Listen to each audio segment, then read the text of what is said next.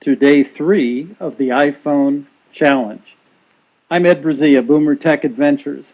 Along with my colleagues Jill Spencer and Chris Toy, our goal for BoomerTech Adventures is to help boomers and seniors learn to use their personal technology, their smartphones, their laptops, their tablets, their cameras, and much more. This is day 3 of the iPhone challenge, an activity to engage you and others in learning 5 specific skills and abilities on your iPhone. We're glad you're here. We know how busy you are, and we appreciate your interest. A quick review of what we have done so far. On day 1, Chris Toy demonstrated how to use your iPhone, one of the most useful gadgets on the phone. On the flashlight, I should say, on the iPhone. It seems crazy to have a flashlight there, but it's really, really useful. I use it every single day. On day 2, yesterday, Jill Spencer showed you how to keep the operating system that runs your phone up to date. A little app background to get us started, though, because today we're going to look at the App Store and how to use it. So, what is an app? Well, the word app is an abbreviation for application. We used to call it software, now we call it an app. And an app can run on the internet, your computer, or any other device like your iPhone. The most common use of the term app is a software program that allows your phone to do something. And we have something called the App Store, and I'll show you the icon in just a few minutes and what that looks like on your own iPhone and how that works. And the App Store is the place where users can browse and download applications for an Apple device. In this example, obviously, your iPhone. This is pretty amazing. As of January 2017, just several months ago, there were 22 million apps available in the App Store. So I don't think you need to worry too much about trying to find the app or apps that would make your phone go and do what you would like it to do. So Apple apps began in 2008, and as of September 2016, 140 billion apps have been downloaded. Yikes. Yes, 140 billion apps have been downloaded. By the way, the average cost is about 48 cents per app, and in reality, most apps are free, so that's the good news. Probably in 6 or 7 or 8 years, when I've had 3 versions of iPhones, I've spent, big spender that I am, I've spent no more than $10 on about 3 or 4 apps. Everything else is free.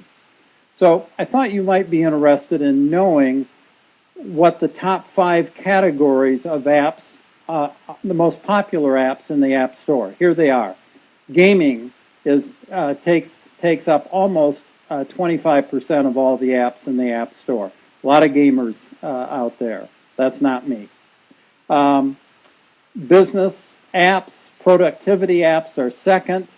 Education is third, followed by lifestyle and entertainment to round out the top 5. Okay, I'm going to turn this around, and we're going to take a look at we're going to look at my iPhone here, and we're going to tour the App Store to see what it looks like and how it works. I'm going to back out one screen there. There we go. There's a good-looking home screen of mine. A little busy. In the top left-hand corner up here is the Apple App Store. That's the icon. I'm going to tap on that, and that's going to open the app, obviously. And we're just going to watch this just for a second or two. You'll notice some scrolling across the top. Oh, wait a minute. Here we go. Now you'll notice some scrolling across the top. Lots of information on this page. It's very busy. The top scrolling are some of the most important apps that are for sale or are available, and as well as TV shows, music, and movies. So that's prime real estate on the app screen. As you scroll up, and I'm going to scroll up with my finger, you'll notice lots of different categories. New apps we love, new games we love, what we're playing today, games that will make you laugh or get your adrenaline pumping, and so on and so forth. And again, a lot of emphasis on games because there are so many gamers that use the iPhone and go through the App Store. But the most useful part I would like you to focus on is down across the bottom here, these 5 icons down here. Right now we're on the featured page, prime real estate, as I said, a lot of color and that sort of thing that Apple's trying to get us to buy. But we also have, I'm going to hit the second category. If you're a little more literal like I am, you would like to have something a little easier to find. And the next category is categories. And this breaks down the apps by something that's a little easier to read and a little easier to find if you know what the category is. And then moving across the bottom again, screen, the middle one, and these are all different ways to find the apps that you're interested in finding. You can find them all in the same way, but these are just different ways that they've categorized them.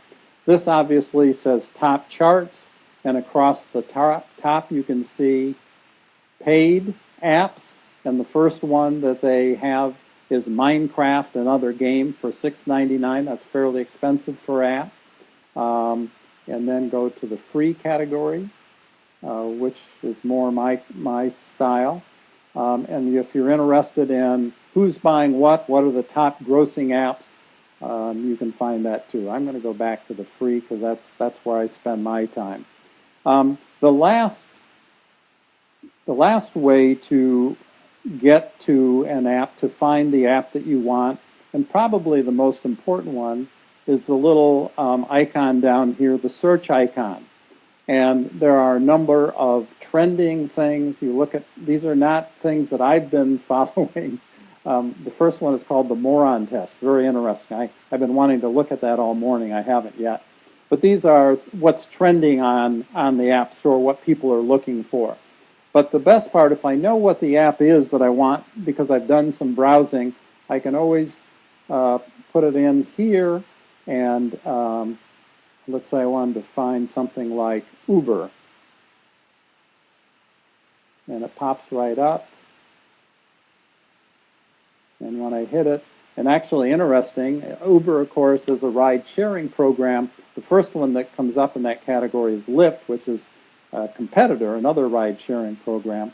But there are a couple different things, and I found that by going through the search.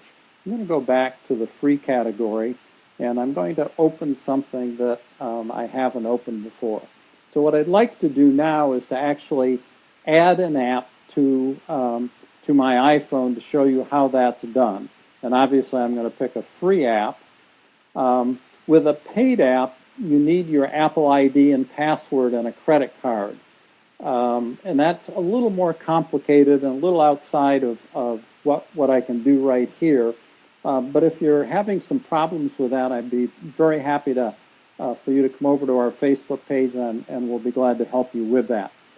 If you don't want to put in a credit card into your iPhone to buy things, you still can get access to free apps, but there's a little workaround with that we may have to help you with that. But let's go ahead and let's add an app. I'm going to pick something that I haven't added before, so I can show you how this actually works. Some of these I've already, here's something called SoundCloud. So to start, I'm going to just back out just a minute. We go into our App Store. We find an app that we want. It says Get. I just touch that. And then it says Install. I touch that. And now we're watching the little whirling circle here as it makes its way around the circle, and then it will tell me to open, which I will do right there. And now it's opening on my on my iPhone. And there it is. And if I back out, we should see it. There is the app icon right there on my home page. That's all there is to it. So I'm just going to do that one more time. Go into the App Store, choose an app, tap it, open it, and it's all done. It's very easy. Very easy. So your assignment is to go to the App Store on your iPhone and browse, take 5 or 10 minutes and browse what's there and see what's there and get a sense. My suggestion would be to go to